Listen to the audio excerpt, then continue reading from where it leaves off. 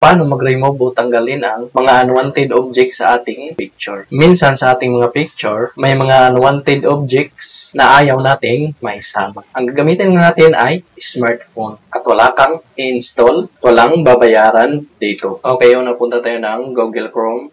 Dito sa search bar, type lang natin ang snapedit.com.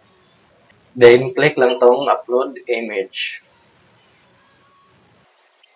No? So, pili lang tayo ng picture na gusto natin tanggalan ng unwanted object. So, halimbawa itong sa akin.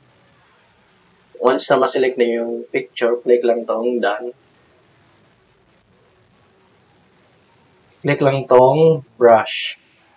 I-brush mo sa picture na ayaw mong maisama. So, halimbawa itong mga lamesa at upuan. So, brush ko lang.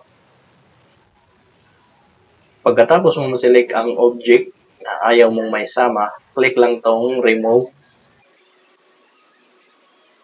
So, kung mapapansin nyo, wala na yung object. So, pagkatapos, click lang tong download sa taas.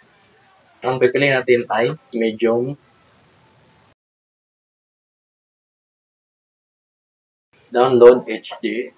So, automatic masisave siya sa gallery. Open lang natin, nag-download. Yan, so ito na siya. Wala na yung mga objects na tinanggal natin. O ganun lang kadali.